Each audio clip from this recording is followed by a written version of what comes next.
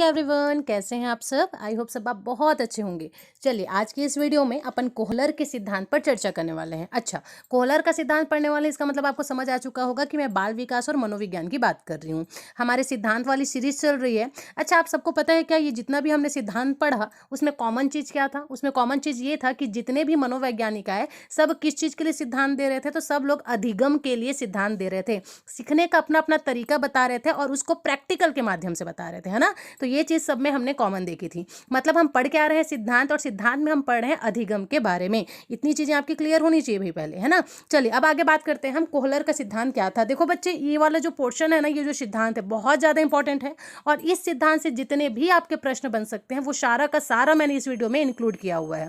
इसीलिए आपको वीडियो को लास्ट तक देखना है, और सारे मैं बोलूँगी कि 10 से 15 मिनट का ही मेरा वीडियो होता है, तो आप बिल्कुल एक नोट और पेन लेकर के बैठें और उसका नोट्स बनाते हुए चलें और फिर तैयारी करें। अगर आपको सच में सिलेक्शन चाहिए, सच में आपको टीचर बनना है, तब की बात है ये। और अगर आप खाली टाइम पास के लिए देख रहे हैं तो फिर बस देखते रहिए। क्लियर। चलिए फिर आज का क्लास अपन स्टार्ट करते हैं। कोहलर का सिद्धांत क्या है, कैसा है, देखते हैं।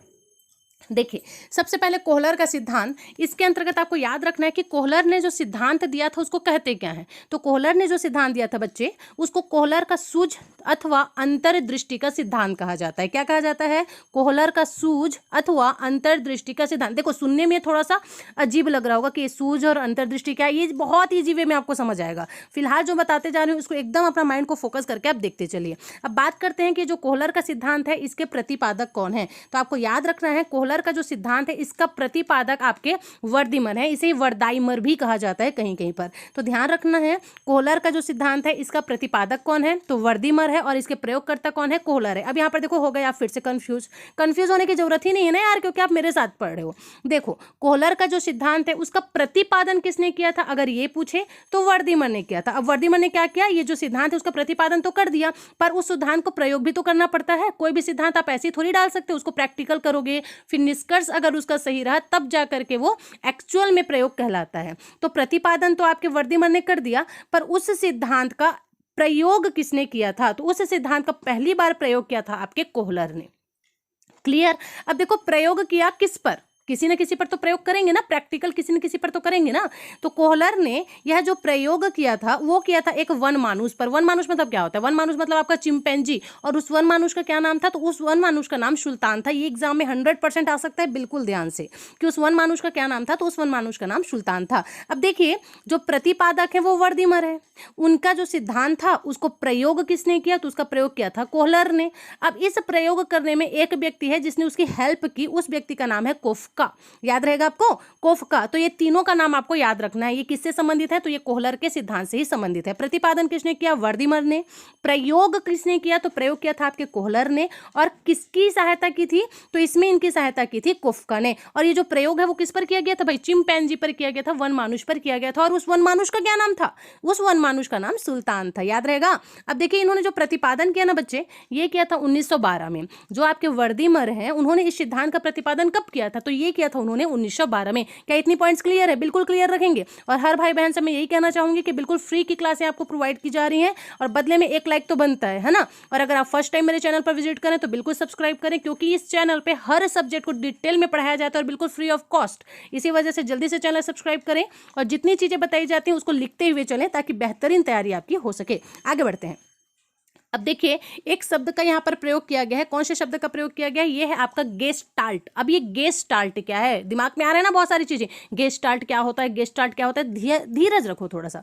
देखो, गेस्टाल्ट जो है ना, ये एक जर्मन भाषा का शब्द है बच्चे। कौन सी भाषा का शब्द है? जर्मन भाषा का। अब जर्मनी तो हमको आती नहीं है, तो जर्मन में अगर गेस्टाल्ट गेस्टाल्ट गेस्टाल्ट बोलेंगे तो हमको तो समझ नहीं आएगा कि ये बोल क्या रहे हैं। अब मैं आपको समझाती हूँ कि आखिर गेस्टाल्ट होता क्या है। तो गेस्टाल्ट को हिंदी में क्या कहा जाता है? समग्रता कहा जाता है, या फिर संपूर्णता कहा जाता है। जैसे कि मैंने बोला कि कॉन्स्टिट्यूशन का पूरा कंटेंट कहां पर मिलेगा, तो हम बोलेंगे कॉन्स्टिट्यूशन अगर आपको पढ़ना है तो आप लक्ष्मीकांत का बुक ले लीजिए, उसमें कंप्लीट है, पूरा संपूर्ण है। तो यही कंप्लीट के लिए, यही संपूर्ण के लिए जर्मन में गेस्टाल्ट शब्द का प्रयोग किया जाता है। बोलो, क्लियर हुआ?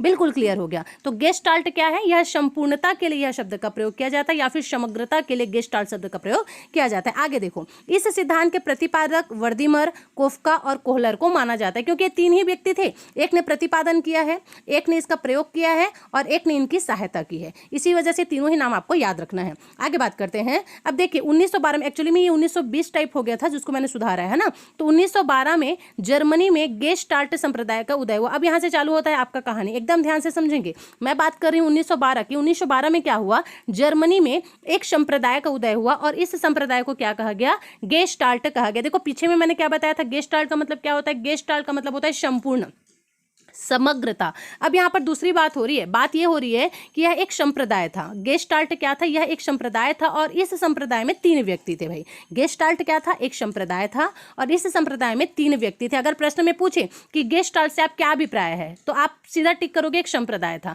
वहीं पर अगर पूछे कि गेस्टाल्ट का क्या अर्थ है, तब आपको बताना है संप्रभुता, संप्रभुता नहीं संपूर्णता, ठीक है, संपूर्णता और समग्रता, ये 2 शब्दों को आपको बताना है। अब देखिए 1912 में जर्मनी में गेस्टाल्ट संप्रदाय का उदय हुआ और इस संप्रदाय में टोटल 3 व्यक्ति थे जो मैं पहले बता चुकी हूं। एक है आपके मैक्स वर्दिमर जो प्रतिपादक थे, कोहलर जो कि प्रयोग करता था और कोफ्का जिन्होंने इनका प्रयोग में साथ दिया था। आगे बात करेंगे। अब यहां से हमारा मेन जो पॉइंट है वो चालू हो जाता है कि कोहलर का सिद्धांत। ये देखिए गेस्टालवाद प्रयोगकर्ता, ये जो कोहलर है ना, इन्हें ही गेस्टालवाद का प्रयोगकर्ता कहा जाता है। अब गेस्टालवाद क्या है मैंने बताया ना, एक संप्रदाय जिसमें 3 व्यक्ति थे। इसके प्रयोगकर्ता कौन थे, तो इसके प्रयोगकर्ता थे आपके कोहलर। दूसरा, समग्रवाद सिद्धांत के का श्रेय किसे जाता है या किसने दिया था, तो समग्रवाद का सिद्धांत भी आपका कोहलर ने दिया था।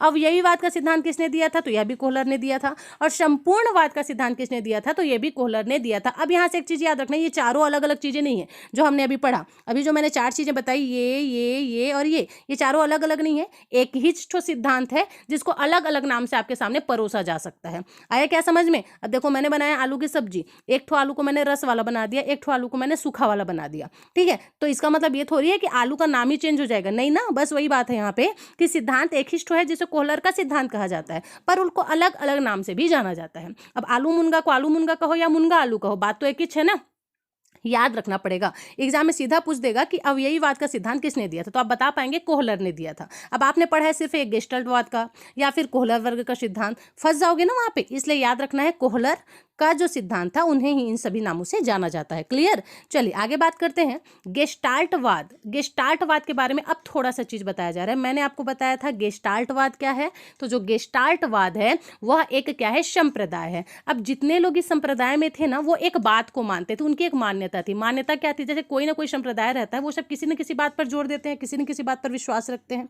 जैसे अगर मैं बौद्ध धर्म और जैन धर्म की बात कर लूं, तो बौद्ध धर्म और जैन धर्म दोनों ही ईश्वर की शक्ति पर विश्वास नहीं करते थे, लेकिन दोनों अपने कर्म पर और पुनर्जन्म पर विश्वास किया करते थे। वैसे ही जो गेस्टाल्टवाद है ना, वह एक संप्रदाय हुआ करता था। और ये जो संप्रदाय है वो किस पर विश्वास करता था, तो इनका कहना था कि जब तक समस्या दिखाई नहीं पड़ती तब तक उसका हल नहीं होगा। यह संप्रदाय जो गेस्टाल्टवाद है वो क्या मानती थी कि जब तक आपको समस्या दिखाई नहीं देगा तब तक उसका हल नहीं होगा। और बिल्कुल सही कहना है भाई, ये बात तो हम लोग भी ये बात की पुष्टि हम खुद करते हैं ना, कि जब तक आपको समस्या दिखेगी नहीं आप उसका हल कैसे करोगे। जैसे कि मान लीजिए आपके घर में कहीं पर से पानी लीकेज हो रहा है, ठीक है। अब आपको पता ही नहीं है कि पानी लीकेज हो कहाँ पर से रहा है, ये पाइप से लीकेज हो रहा है या फिर वॉश बेसिन से लीकेज हो रहा है या फिर सीधा सिंटेक्स से लीकेज हो रहा है। जब तक आपको समस्या पता नहीं चलेगा आप उसका उपचार कैसे करोगे, समाधान कैसे करोगे आप। या फिर किसी 2 लोगों की लड़ाई हो गई है, पहले वाले को पता ही नहीं है कि मुझसे गुस्सा क्यों है, और वो गुस्सा किए पड़ा है, लेकिन दूसरे को तो पता ही नहीं ना ये गुस्सा क्यों किया है।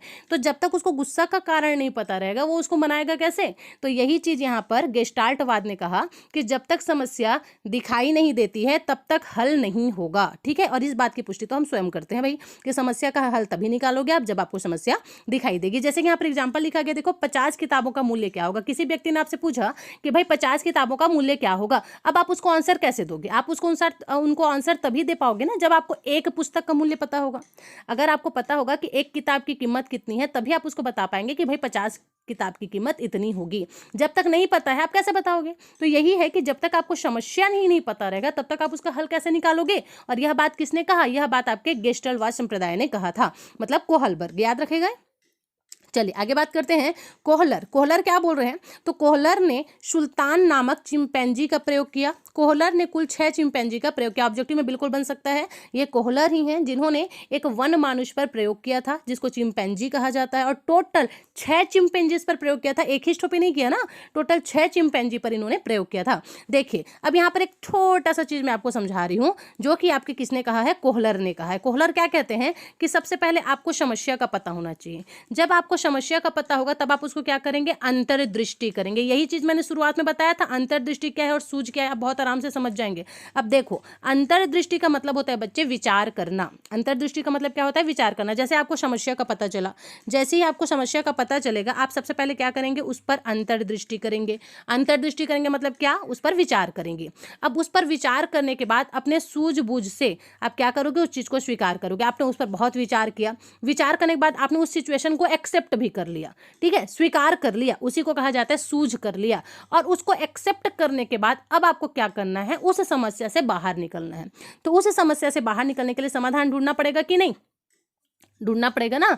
जैसे कि मान लो आप घर में हो, अकेले हो, बिल्कुल एकदम तेज भूख लग रही है, बनाना वनाना कुछ आता नहीं है आपको, खाना पीना, ठीक है, घर में कुछ नहीं है और भूख बहुत ज़्यादा लग रहा है, तब आप क्या करोगे, उस सिचुएशन को एक्सेप्ट करोगे ना कि घर में कुछ नहीं है लेकिन मुझे भूख बहुत ज़्यादा लग रहा है। तब अचानक ही सडनली आपके माइंड में कुछ ना कुछ आइडिया तो आएगा कि फ्रिज में जाकर के देखती हूँ कि कुछ ना कुछ फ्रूट तो होगा। आ रहा है क्या समझ में, तो तत्काल प्रभाव से समाधान निकल गया ना। यही चीज़ ये कहते हैं कि अगर आपको समस्या पता चल गई तो पहले हम क्या करते हैं, उस समस्या के बारे में विचार करते हैं। विचार करने के बाद उसको हम सूझ के रूप में लेते हैं, मतलब उस चीज़ को हम स्वीकार कर लेते हैं कि हाँ भाई मैं समस्या से अभी घिर चुका हूँ। और जैसे ही इस चीज़ को आपका माइंड एक्सेप्ट कर लेता है तत्काल वो क्या करने लगता है, उपाय ढूंढना पड़ता है, उपाय ढूंढना लग जाता है, समाधान ढूंढने लग जाता है, और फाइनली आपको समाधान मिल भी जाती है।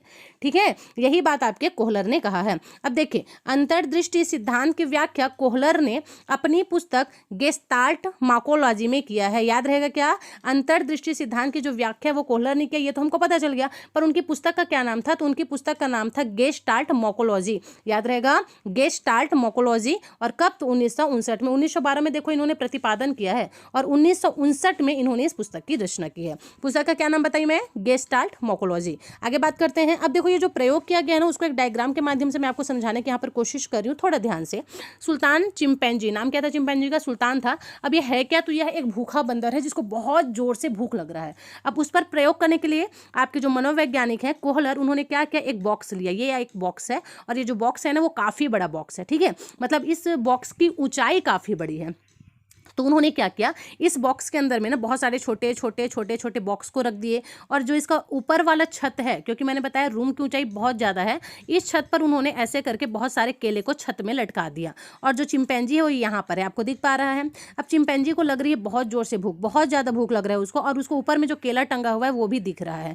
अब वो कोशिश कर रहा है बार बार जम कर करके ताकि वो क्या करे, उस केला को काट ले और उस केला को खा ले। लेकिन क्योंकि उस रूम की ऊंचाई बहुत ज़्यादा है तो वो चाह कर भी उसको नहीं काट पा रहा है, उसको नहीं खा पा रहा है। लेकिन उसको भूख तो बहुत ज़्यादा लग रही है, वो इधर उधर घूम रहा है और उसका दिमाग काम नहीं कर रहा। उसको समझ आ गया कि मुझे बहुत ज़्यादा भूख लग रहा है और यह समस्या है और इसका समाधान मुझे करना पड़ेगा। जब बहुत ज़्यादा भूख लग गया तब उसको एक तरकीब सूझती है। उसने क्या किया, इस बॉक्स के अंदर में जो छोटे छोटे और बॉक्स रखे हुए थे ना, उन सभी बॉक्स को एक के ऊपर में एक जमा किया। उसके बाद फाइनली खुद बॉक्स के ऊपर में खड़ा होता है और उस केला को तोड़ लेता है और फाइनली वो केला को खा लेता है। इस प्रकार से उसकी भूख की संतुष्टि मिल जाती है। तो यह प्रयोग कोहलर ने किया था इस चिंपैंजी के ऊपर में कि कैसे ये सीखता है। ये सब प्रयोग कर क्यों रहे हैं, अधिगम को जानने के लिए कर रहे हैं ना, सीखना कैसे सीखते हैं इसके बारे में जानने के लिए ये चीज किया जा रहा है। तो एक प्रयोग समझ आ गया, किसने किया, कोहलर ने। किस पर, सुल्तान चिंपैंजी के ऊपर। कौन था, भूखा बंदर था। क्लियर हो गया आपको, ठीक है। इस प्रकार से प्रैक्टिकल किया गया था। अब देखो एक और प्रैक्टिकल मैं बताती हूँ। इसमें छड़ी का प्रयोग किया गया था। कैसे छड़ी का प्रयोग किया गया था, तो चिंपैंजी को यहाँ पर आप देख रहे हैं डायग्राम के माध्यम से, थोड़ा सा ब्लर है बट कोशिश किया गया है ना। चिंपैंजी को एक पिंजरे में बंद कर दिया गया और केले को फिर से वही ऊपर में लटका दिया गया। वह 2 छड़ी रख दी गई। फिर से एक पिंजरा है, ठीक है, इस पिंजरे में क्या किया गया, चिंपैंजी को बंद कर दिया गया। अब छत में फिर भी क्योंकि कमरा की जो ऊंचाई वो बहुत ऊंची है तो यहाँ पर ऐसे ऐसे करके केला को लटका दिया गया। नीचे में यहाँ पर आपका चिंपैंजी है, समझ के चलो। अब क्या किया गया, 2 छड़ी रख दी, यहाँ पर एक ठो और एक छोटा सा और एक ऐसे 2 ठो छड़ी रख दिया गया। केले को प्राप्त करने में जो चिंपैंजी है वो असफल रहा, ठीक है, और बैठ गया। फिर उसने सूझबूझ का प्रयोग किया। सूझबूझ का प्रयोग करके करके उसने पहले कोशिश किया कि मैं एक ठो छड़ी को उठाऊं और उस कोयला को तोड़ने की कोशिश करूं, पर वो जो छड़ी है वो वहां तक पहुंच ही नहीं रहा था। क्यों? क्योंकि छड़ी का जो हाइट है ना वो बहुत ज़्यादा कम था। अब उसने फिर दिमाग लगाया कि क्यों ना मैं इन दोनों छड़ी को जोड़ देता हूँ, जब इनको जोड़ूंगा तो ये काफ़ी लंबा हो जाएगा, और जब लंबा हो जाएगा तो आराम से मैं जो केला है, ये देख पा रहे हैं आप यहाँ पर कितना लंबा हो गया ये जो छड़ी है, और यहाँ पर ये दो ठो छड़ी को जोड़ रहा है। इस प्रकार से उसने लंबा किया छड़ी को और उसके बाद उसको तोड़ने की कोशिश करता है। तोड़ने की जब कोशिश करता है तो फाइनली ये टूट जाता है और उनको केला मिल जाता है। मतलब छड़ी जुड़ गई, छड़ी से उन्होंने केला को मारा और केला जो है फाइनली आपका क्या हो जाता है, टूट जाता है। चलिए आगे बात करते हैं। देखिए, गेस्टाल्टवादियों के अनुसार अंतर्दृष्टि का सिद्धांत 5 संप्रत्तियों के आधार पर कार्य करता है। मतलब यह जो सीखने सूझबूझ वाला जो काम है ना, जो सिद्धांत कोहलर ने दिया है, यह आपके 5 तरीके से काम करता है। कैसे 5 तरीके से काम करता है? तो सबसे पहली बात, इसमें एक बात की पुष्टि की गई है। कौन सी बात की पुष्टि की गई है मैं आपको बताती हूँ। देखिए कहाँ गए, यहाँ रहा। इसलिए 5 सिद्धांत पर काम करता है, जिसमें सबसे पहले अपन लक्ष्य की बात करते हैं। सबसे पहले अपन किसकी बात करते हैं? लक्ष्य की बात करते हैं। कैसे लक्ष्य की बात करते हैं? तो देखो, आपको सबसे पहले आपका टारगेट पता होना चाहिए कि आपको करना क्या है। जब आपको अपना गोल दिख गया ना कि मेरा टारगेट है, अभी आपका टारगेट क्या है? अभी आपका टारगेट है कि आपको सरकारी जितने भी नौकरी है वो प्राप्त करनी है, मतलब एग्जाम्स आपको क्लियर करना है ताकि आपको गवर्नमेंट जॉब मिल सके। पहला गोल आपको पता चल गया कि मुझे कैसे भी करके सरकारी जॉब चाहिए। अब जब आप उस सरकारी जॉब को पाने के लिए पढ़ाई करेंगे, दिन रात एक करेंगे, कोचिंग क्लासेस जाएंगे, कोचिंग क्लास नहीं भी जा रहे हो, घर में भी तैयारी करो, फिर भी नोट्स बनाना है, पढ़ना है, लिखना है, रात दिन एक करना है, तो इस चीज़ में बाधाएं भी बहुत आएंगी। कभी कभी घर वाले डिस्टर्ब करेंगे, कभी कभी फ्रेंड्स डिस्टर्ब करेंगे, कभी कभी आपका माइंड ही इस पोजीशन पर नहीं होगा कि आप कुछ कर सकें। ठीक है, तो जब बाधाएं आएंगी तो इसको देखकर आपको टेंशन भी होगा, यार मुझे इतना पढ़ना था, मैं आज पढ़ ही नहीं पाया, पूरा दिन निकल गया, टेंशन बहुत ज़्यादा होगा। उसके बाद फिर आप क्या करेंगे? आप एक संगठन बनाने का काम करेंगे। संगठन मतलब अपने माइंड को बोलेंगे कि नहीं, मैं एक टाइम टेबल बनाऊंगा और मैं इस टाइम टेबल के अकॉर्डिंग ही काम करूंगा। इतने से इतने घंटे मुझे पढ़ना है और इस टाइम पर मैं पूरा अपना फोन को बंद रखूंगा ताकि कोई फ्रेंड मुझे डिस्टर्ब ना कर सके। और फाइनली आप फिर से क्या करेंगे? जब सब कुछ समाप्त हो चुका होगा, मान लीजिए एग्जाम में आप पास आ गए तो बहुत अच्छी बात है, और अगर आप नहीं हुए तो आप क्या करेंगे? फिर से क्या करेंगे? उस एग्जाम को देने की कोशिश करेंगे, और उस एग्जाम को देने से पहले अपनी तैयारी में फिर से जुट जाएंगे। आया क्या समझ में? इसे ही क्या कहा जाता है? पुनरुत्थान कहा जाता है। तो ये 5 चीजें आपको याद रखना है। सबसे पहले गोल पता होना चाहिए। गोल पता हो गया तो बाधाएं आएंगी, बाधा आएंगी तो टेंशन होगा, टेंशन होगा तो आपको संगठन बनाना पड़ेगा, और संगठन बनाने के बाद आप इतने ज्यादा मैच्योर हो चुके होंगे कि आप फिर से तैयारी में जुट जाएंगे, जिसको पुनरुत्थान कहा जाता है। क्लियर यहाँ तक? आगे बात करते हैं सूझ के सिद्धांत की विशेषता। अब हम बिल्कुल लास्ट तक पहुंच चुके हैं, तो वीडियो में लास्ट तक आप बने रहिए। सूझ के सिद्धांत की विशेषताएं क्या क्या होती हैं? तो इसकी बहुत सारी विशेषताएं होती है बच्चे, जैसे कि देखिए, सबसे पहले तो सीखने की प्रक्रिया संज्ञानात्मक होती है। आप सीखोगे कहां से? मेन चीज हम सीखते कहां से? अपने दिमाग से सीखते हैं। जैसे मान लीजिए आप किसी को कोई चीज करते देख रहे हो, तो उस चीज को ऑब्जर्व कौन कर रहा है? आपका दिमाग कर रहा है कि वो कैसे करके इस काम को करता है। उसको देखकर आप तभी सीख पाते हो जब आपका दिमाग जो है इस लायक हो कि वो कोई चीज को देख करके सीख सके। दूसरा, अधिगम या सीखना यह अचानक होता है। जैसे कि जब भी आप किसी ऐसी प्रॉब्लम में फंस जाएंगे जिसका कोई समाधान ना नजर आए, तो सडनली जब आपके माइंड में कोई आइडिया होता है कि यार ऐसे में ऐसे करती हूँ, ऐसे में ऐसे करती हूँ तो मैं बच सकती हूँ, है ना? तो सडनली एकदम अचानक ही ये जो सीखने की प्रक्रिया है वो आती है, जो आइडिया है वो एकदम अचानक आता है। यह पॉइंट आपको ध्यान रखना है। तीसरा, ये जो मैं बता रही हूँ ना विशेषताएं, ये सारे के सारे आपके कूट में पूछ ले जाते हैं, इसलिए आपको याद रखना है। सूझ का सिद्धांत यही है कि पहला तो ये संज्ञानात्मक होगा। कोई भी चीज आप कब सीखोगे? संज्ञान के माध्यम से सीखोगे, दिमाग के माध्यम से सीखोगे। दूसरा, जब भी कोई आइडिया आता है तो बिल्कुल अचानक आता है। जब आप एक सिचुएशन में पूरी तरीके से फंस चुके होते हो, सडनली आपको एक दरवाजा दिखता है बाहर निकलने का, है ना? सीखने की प्रक्रिया यंत्रवत नहीं होती। क्या बोला जा रहा है? सीखने का जो प्रक्रिया है वो यंत्रवत नहीं होता है। और चौथा, सीखने की प्रकृति स्थायी होती है। प्रकृति कैसी होती है इसकी? व्यवहार कैसा होता है इसका? बिल्कुल स्थायी होता है। सीखने की प्रक्रिया से प्राप्त सूझ अचानक ही होती है। यही तो मैंने आपको बताया। सीखने की प्रक्रिया से जो भी बुद्धि आती है ना, बिल्कुल अचानक आती है। जो भी आइडिया आता है कैसे आता है? बिल्कुल अचानक आता है। चलिए, अब यहाँ पर मैं शिक्षा के महत्व पर थोड़ा सा बात करूंगी कि पाठ्यक्रम का निर्माण करने में एक तो सहायक होता है। शिक्षा का महत्व क्या है? अगर आप शिक्षित हो जाते हैं, लोग बोलते हैं ना कि हमको क्यों पढ़ना लिखना जरूरी है, क्या ही कर लेंगे पढ़ लिख कर, तो देखो शिक्षा का महत्व बता रही हूँ मैं यहाँ पे। एक तो पाठ्यक्रम का निर्माण करने में आपके लिए सहायक होगा जब आप शिक्षा ग्रहण करेंगे। ठीक है। दूसरी बात, पूर्ण से अंश की और शिक्षण सूत्र इसी सिद्धांत की देन है। ये पॉइंट आप स्टार मार्क के साथ नोट डाउन करेंगे कि पूर्ण से अंश की और शिक्षण सूत्र इसी सिद्धांत की देन है। तीसरी बात करता है कि यह सिद्धांत बालक के रटने की प्रस्तुति का विरोध करता है। यह जो शिक्षा का महत्व है ना, और यह जो कोहलर का सिद्धांत है, यह जो है, कोई लोग एकदम 3 घंटे तक रटते रहेंगे, यह कोहलर का सिद्धांत, यह कोहलर का सिद्धांत, यह कोहलर का सिद्धांत, इस बात का तत्काल विरोध करता है आपका कोहलर का सिद्धांत। इनका कहना है कि आप चीजों को प्रैक्टिकल कर करके देखो, प्रैक्टिकल कर करके देखो, आप ऑटोमेटिक सीख जाओगे, ना कि उसको रटो। ठीक, तो किसका विरोध करता है? रटने का विरोध करता है। समस्या का पूर्ण रूप से प्रस्तुतिकरण की बात करता है। समस्या पूर्ण रूप से जब आपके माइंड में सेट हो जाती है ना कि हाँ अब मुझे समझ आया कि एक्चुअली में प्रॉब्लम कहाँ पर है, तब जाकर के फिर आप उसका समाधान ढूंढना चालू करते हैं। नेक्स्ट है विषय वस्तु का उचित संगठन व क्षमता के अनुसार। ठीक, और लास्ट है आपका कठिन विषय के लिए बिल्कुल उपयोगी। यह जो सिद्धांत अभी दिया गया ना, यह शिक्षा में किस प्रकार से महत्व रखता है, तो यह जो है कठिन विषय के लिए बहुत उपयोगी है। जहां पर आप दिमाग लगाते हैं पर कुछ काम नहीं बनता, वहां पर आप इस सीखने के तरीके के माध्यम से चीजों को सीख सकते हैं। तो बोलो क्या समझ आ गया? अगर समझ आ गया तो लाइक किए बिना नहीं जाएंगे आप वीडियो से, और सब्सक्राइब जरूर से कर देंगे। चलिए इसी के साथ मिलते हैं फिर नेक्स्ट वीडियो में, तब तक के लिए thank you so much for watching this video. हमारा एक पैरा यहाँ पर से खत्म होता है बच्चे। अब इसके बाद जो मैं वीडियो लेकर के आऊंगी वो एमसीक्यूज रहेंगे। अभी तक जितने हमने क्लासेस लिए हैं उनका एमसीक्यू फॉर्म में रहेगा वो। ठीक है, उसके बाद फिर नेक्स्ट टॉपिक हम अपना स्टार्ट करेंगे। क्लियर? चलिए मिलते हैं फिर नेक्स्ट वीडियो में, और बहुत ईमानदारी के साथ 4 लोगों को कम से कम शेयर जरूर करेंगे आप, और लाइक सब्सक्राइब बिल्कुल करना है। मिलते हैं नेक्स्ट वीडियो।